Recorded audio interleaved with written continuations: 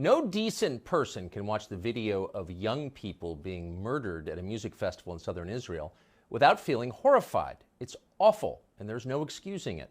No matter what you think of Israel's policies in Gaza, you are not allowed to shoot people at music festivals.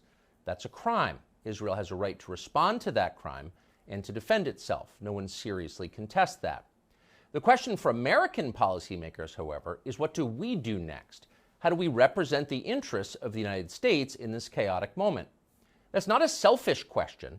It's the whole point of making policy for a country, to improve and protect that country.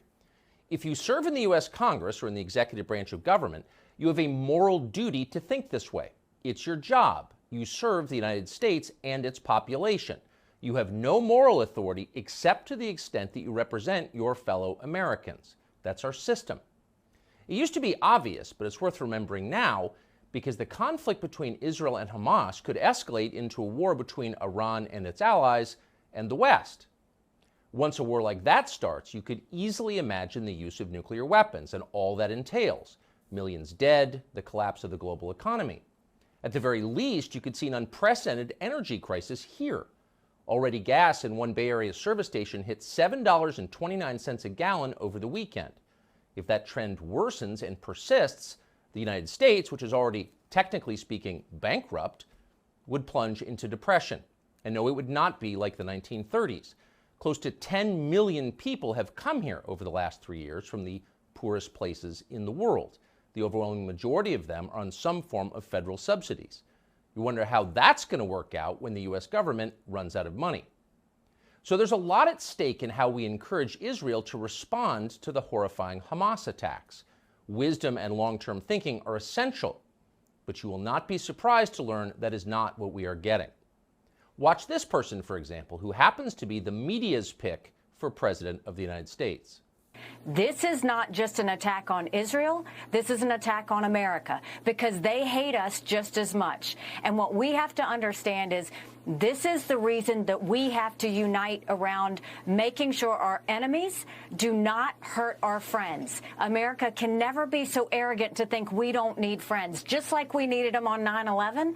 That's why Ukraine needs us when Russia's doing this. That's why Israel needs us when Hamas and Iran are doing this. And I'll say this to Prime Minister Netanyahu, finish them. Finish them. Hamas did this. You know Iran's behind it. Finish them. They should have hell to pay for what they've just done. This was an attack on America, she says, when in fact it was not. And for that reason, we must, quote, finish Iran, a nation of nearly 90 million people. What are we watching here? This is not sober leadership. She's a child, and this is the tantrum of a child. Ignorant, cocksure, bloodthirsty. Yet no one in Washington scolded her for it. In fact, they aped her hysteria. Here's fellow neocon Lindsey Graham just spelling it out and calling for the bombing of Iran. So I've been on the phone all day to the Mideast, and I've told our allies and people with connections to Iran, what I would do, I would tell Iran that if Hezbollah attacks Israel, we're going to come after you, the Iranians, and have a coordinated effort between the United States and Israel to put Iran out of the oil business by destroying their refineries. There are 4 major refineries in Iran. They're fixed targets. If Hezbollah attacks Israel, I would make Iran pay a heavy price. What exactly would happen to the United States if we declared war on Iran and started blowing up their infrastructure? Lindsey Graham has no clue what would happen. He hasn't thought it through. He's almost 70 years old and he has no children. He doesn't care. But neither, amazingly, do most of his colleagues in Washington. They're as reckless as he is. Texas Congressman Dan Crenshaw took to social media to call for what he described as a war to end all wars, as if there is such a thing. But of course, there isn't such a thing. Wars beget more war. The bigger the conflict, the uglier and longer lasting the consequences. See World War I for details.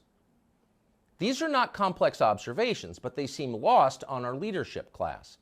Alone among candidates running for the Republican nomination for president, Vivek Ramaswamy dared to suggest that actually going to war with Iran might not be in America's national interest. And for saying that, Mike Pence immediately denounced him as gutless and unpatriotic or something. But we thought it might be worth hearing more. Vivek Ramaswamy joins us now. Vivek, thanks so much for coming on. So if I'm reading this correctly, you suggested, while offering what seemed like real sympathy to the Israeli people, and to the many murdered there 2 days ago, you noted that maybe it's not in America's best long-term interest to declare war on Iran. Is that what you said? I actually said this long before this crisis, when people were thinking clear-headedly. And I just want to say a couple of things that are obvious but important, Tucker. I mean, what happened against Israel, you said it, I believe it. It is barbaric, it is medieval, it is wrong. And Israel as a nation absolutely has the right to self-defense, to its own national existence. And I think they should have our moral and diplomatic support as an ally. But there's one element of this that nobody's talking about. What the hell went wrong with U.S. and Israeli intelligence and the Israeli defense that allowed this to happen? Everybody seems to be punting that as a question for later. I think it's a question for now, if you're Israel. I mean, look, I think that Nikki Haley, I disagree with you a little bit there. I don't think she's a child. I think that she is somebody who is, like many politicians, in a position to get wealthier from war. Look at the military contracting business and otherwise. But put that to one side. The message that I would send would be very different. Get to the bottom of what allowed this gaping hole of intelligence and defense to even happen before feeding that same beast. If a doctor told you his job was to keep you from getting cancer and then you got that cancer, don't go trust that same doctor to remove your tumor. They don't let airplanes, when they crash, the pilots or the people who crash the airplane, that airliner is not the one who reviews the black box. And so I think those answers have to come now. That's not a question for later. And I think one of the learnings for the U.S., I think there's a lot of learnings for the U.S., Tucker, but one of the learnings is if that establishment can get it wrong in Israel from a U.S. perspective, that could happen right here at home. And if anything, as an ally, one of the things that we need to wake up to is that we're vulnerable here in the United States to the same. And so we can do some things to prevent that, secure our border, stop funding. I mean, I think one of the things that's been wrong in the U.S. is we have a bad habit while we're bankrupt funding both sides of wars that should have been avoided in the first place. Look at the money that's indirectly found its way to Hamas, the $6 billion paid to Iran in the recent ransom. That was a disaster. Yet we're effectively now funding both sides of a war that we shouldn't have been in the first place in places like Russia and Ukraine even. Think about how we hampered oil production in the United States and then now has funding, U.S. funding going to Ukraine in fighting back against Russia. It's a bad habit in the United States, and we need leaders here who will look after what advances American interests. And I find what Dan Crenshaw said to be cringeworthy. It is shameful. World War I was supposed to be the war that ended all wars, that got us to World War II. That can't be the way that we run foreign policy. The job of American leaders is to advance American interests. And I think we support Israeli leaders asking what advances and defends Israel as we should, morally and diplomatically. But leaders here need to look after American interests first. The conversation can't be limited to right and wrong. I mean, I don't think there's anyone defending the murder of concert goers in the Negev 2 days ago is, disqualified from, being taken seriously. Yeah. Of course, that's wrong. But it doesn't seem like any American policymaker is even willing to entertain other questions like what's in America's best interest, what effect will this have on the global economy, on our economy, on energy prices. These are not small things. They should not be dismissed, but they are dismissed out of hand, and you're some sort of quizzling if you even raise the question. Why is that? It seems crazy to me. Well, look, I mean, if you want to ask the question of right and wrong, then open that Pandora's box. I don't favor doing this, but look at what's happening with Azerbaijan and Armenia. You don't really hear much about that now.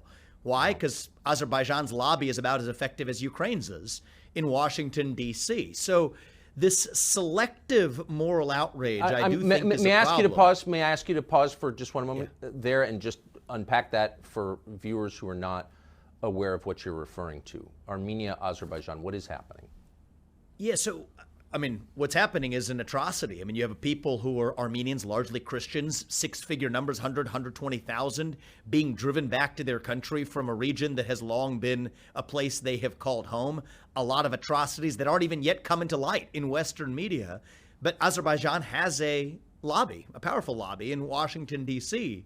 And I think a big part of what's wrong in the United States today, Tucker, and I don't mean to toot my own horn, but it's why I'm coming in as an outsider to this nonsense, is you have a system that is bought and paid for, both for the people who run on the Democratic ticket, people who run on the Republican ticket, and people who make those decisions in Washington, D.C., that are effectively managed by, in this case, the Azerbaijan lobby that has a lid on discussing this conflict, which, as you pointed out, most Americans haven't heard of. But you'll hear endlessly about Russia's incursion on Ukraine and having to stand on the right side. That's a separate point where I reject that Ukraine is inherently good anyway. But even if it were, a selective moral outrage in that case, but not another one in just a neighboring area that interfaces with Russia as well. So open that Pandora's box around the world. I mean, look at much of Africa, look elsewhere. You're going to find ability to have selective moral outrage. But you only hear about it in certain selective cases that the media and the existing establishment in both parties deem fit for the American public. And what we need is leaders in this country who are honest in calling out atrocities where they occur. What happened in Israel was wrong. I think we require leaders, some on the far left are too afraid to say it. It was wrong. But at the same time, we need leaders on the right who are willing to say it in other places too, like what's happening in Azerbaijan and Armenia. But at the same time, to have the clarity and American-centric forethought to say what policy decisions we make are separate from the moral judgments that we will pass. So to say we will be with you diplomatically, absolutely. To say you have our moral support, absolutely. That we're not going to get in the way of you defending your national boundaries, absolutely. Even further, to say that in limited circumstances that advance U.S. interests, we will provide munitions. We can't do it across the board. It's a zero-sum game when it comes to munitions between Israel, Ukraine, Taiwan next in the future. But in a limited way that advances U.S. interests, that has to be the sole prism. And that doesn't exist right now, Tucker, in the establishment of either political party. And I think that the things that we're saying now to some may sound uncouth. I don't think they should. This is what the job of a national leader actually ought to be. And that's how I'm planning to lead this country if I'm elected. I got to say, you mentioned moral outrage, and I thought the videos from southern Israel were morally outrageous, and I was offended by them and saddened by them. Anyone who saw them, I think, was. But you don't have to look far in the United States for moral outrages also on video. And there's not a city in this country, not just the big cities, but cities of 10,000 people, I was in one yesterday, that doesn't have some constellation of drug-addicted young people living outside. We call them the homeless. They're drug addicts.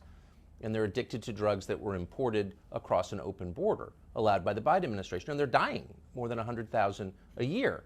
Now, you can call it genocide, you can call it whatever you want, but it's the death of over 100,000 Americans a year and the living death of millions more who are living outside. So sure. I don't understand.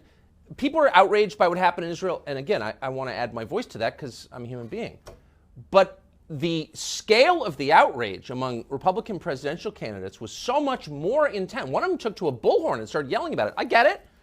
But no one would think to do that about the 100,000 American young people murdered every year, and they are murdered, honestly, by give me a bullhorn opioids. For that one. Like, Chuck. what? I'll take my bullhorn for that one. And let's just go a little bit deeper on that one. This is the product of some intentional design. I mean, there are literally synthetic precursors to make synthetic fentanyl coming from Wuhan, of all places, to Mexican drug cartels south of our own border, pumping that up. And you want to just numbers to get the scale intact. 50 times the number of people who died on 9/11 are going to die this year as a consequence of fentanyl just crossing our southern border. A couple days ago, I was actually at our northern border in the northern part of New Hampshire. Totally wide open border. I mean, to call this porous is an overstatement. It's just an open border. And there was enough fentanyl that crossed just last year, 2022, to kill 3+ million Americans. That was just the amount that was caught, let alone the amount that wasn't. And so this is the product of intentional design. People will say, is that because of a drug epidemic in demand? That's a separate debate, but a lot of that fentanyl is being laced into. People who are taking it have no idea that they're taking fentanyl, taking other drugs that have fentanyl in it that's killing them on the spot. That's closer to bioterrorism. Nobody would call it an overdose if you put it in a Big Mac. There is no level of moral outrage. Forget the Democratic Party. I've written that one off. In the Republican Party, of the same scale of this incursion right here at home. And so one of the things that allies do is they learn from each other. I think that intelligence sharing operations is critical with allies, with Israel and otherwise. I think one of the things we can do is learn from both the successes and, in this case, a bad failure in the case of our ally. To say if we have borders that are as open as ours, even Israel that had a border as tightly protected as its own saw this happen, we could have far worse or the equivalent happening right here at home. I mean, other things that nobody's talking about, Tucker, is not just border defenses. We don't have an Iron Dome in this country, yet we're vulnerable to nuclear missile attacks any given day, and we're marching closer into nuclear conflict in multiple parts of the world, most notably with Russia. Think about cyber defenses. And if that really was a cyber attack, or whatever explanation it might be for why Israel was caught off guard, we're vulnerable to cyber attacks in this country. Electromagnetic pulse attacks, nobody's talking about, that could take out our electric grid, which, by the way, has 60 Chinese transformers in it. You know, talk about space-based defenses, totally missing in the United States of America. That's where my outrage is highest, is our own vulnerability right here in the homeland. And I do not think that it is crass. I think it is the morally correct answer for leaders of nations to ask how they protect the interests of their nation. That comes with allies. And so I think that it is important not to create an equivalence between Hamas and Israel, as some on the American left and European left are trying to do. It is wrong what happened to Israel. And I call that out as a human being and as somebody who's on a belief of some people are on the right side and the wrong side of a conflict.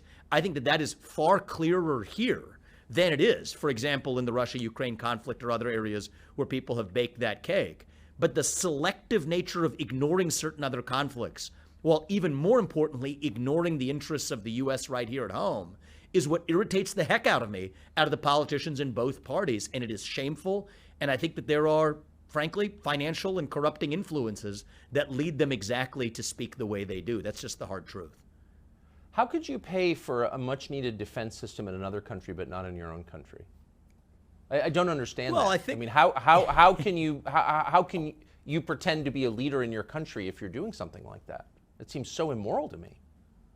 Well, pretending is a good word to use. I do think it's immoral, Tucker, to abandon, completely abdicate defending our own border, yet worrying about other people's borders more than we worry about our own. That's not to legitimize anything that's happening in other parts of the world. Far from it. It deserves to be condemned.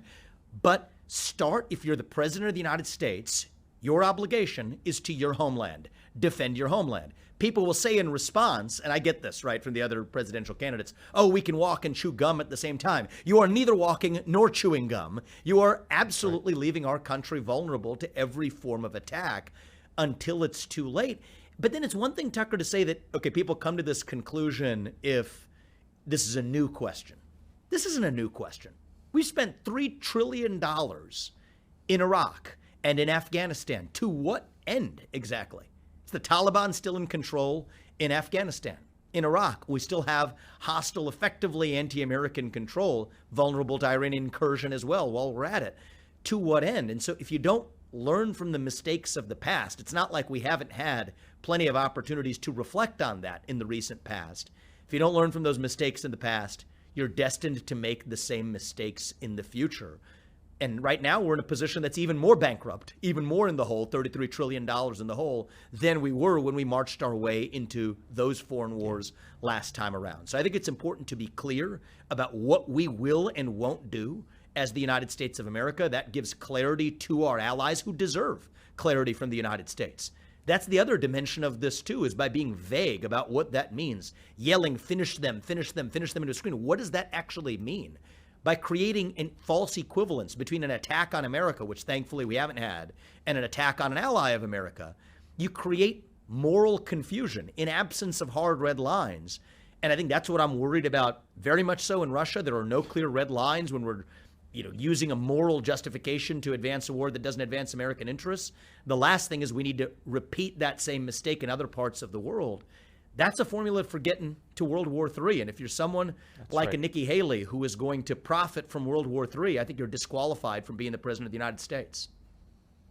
I feel so sorry for the Israelis and for the Ukrainians, for that matter. I have no sympathy at all for our leaders. I think they're disgusting. So let me ask you just one last question. So Nikki Haley, Mike Pence, this Crenshaw guy, probably the entire leadership of the Republican Party is effectively calling for war with Iran, U.S. war with Iran. What would that mean, do you think? So I do not think that it is a good idea for us to enter war with Iran. I think it would be good, and the outcome that I expect is that Israel will be successful in defeating Hamas here, in protecting its own homeland. They've done it countless times before. I think they're going to do it again. I think it is appropriate for the U.S. to support Israel diplomatically at the UN when they're going to come after Israel or otherwise, for the U.S. to take a strong stand in favor of an ally that has been good and can continue to be good to the U.S. And I think that limited military support as well, without using ground troops on the ground, military support without ground troops, that makes sense. But I think for others who have refused to take the option of ground troops off the table or whatever, I think we're doing a disservice to everybody, especially here in the United States. And I do not think that right now, I mean, one of the things to remember, Tucker, is, people at domestic policy will say it's the economy stupid. Foreign policy, it's China stupid. That's really what we need to remember. Russia is being driven further into China's hands. Iran is backed by China economically as well. Sanctions and everything else, part of the reason why they haven't had the effect is that China's still got their back. And so right now, I mean, if you look at even the artillery shells that earlier this year, 300,000 to the tune of U.S. artillery shells stored in Israel that we encouraged to send to Ukraine, it's a zero-sum game. And so we're actually rolling out the red carpet, depleting multiple reserves between Ukraine and Israel.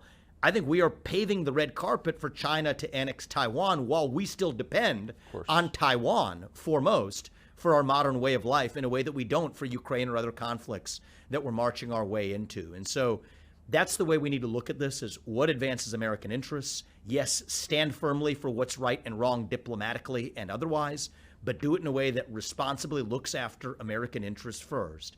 And that's the real divide in the Republican Party. I do think we have a real fundamental ideological divide in the Republican Party, and we ought to be able to have that debate in the open. I think we're not having it right now.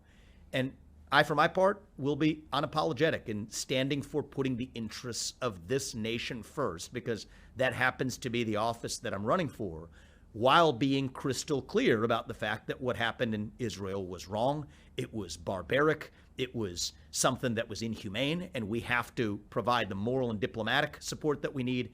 At the same time, the job of the U.S. president is to stand for American citizens here in the homeland, and that's how I'm planning to lead. Well, that's right. They have no right, our leaders have no right, except to act in the interest of the United States. Anything outside that is immoral, and they have no authority to do it. So anyway, I appreciate your willing to explain your views on this and to say something that was unpopular with the reckless morons running our country.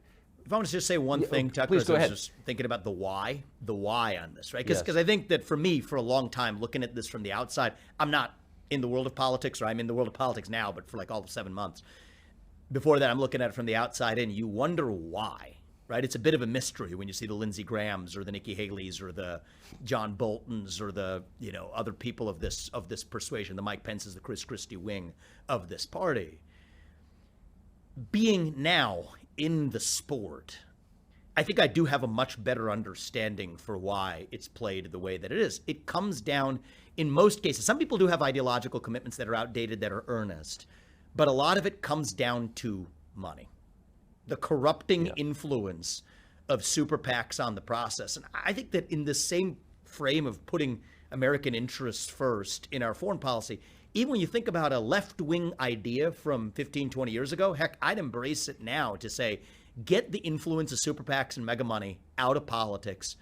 I would be happy to tell any super PAC backing me to give money back to those mega donors and that I want to show up at your events or whatever, as long as Nikki Haley and Ron DeSantis and Tim Scott and everybody else parading in a political race as standing for their own views does the same thing.